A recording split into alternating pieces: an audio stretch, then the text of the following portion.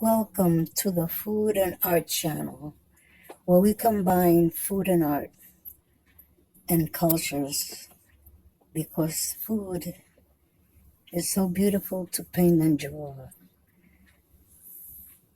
As a little girl by the teepee and her food forest in the backyard, you grow pumpkins. You could draw them too.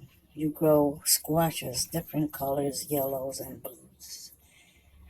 Red cherry tomatoes, your very best. The different shapes you like to draw these.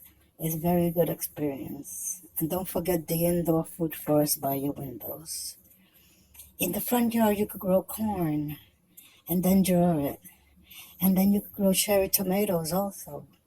Combine all these ingredients to have a lovely, beautiful recipe. And don't forget, there's so many cherry tomatoes and squashes that you could look at and draw them while you sit in the front yard or the backyard.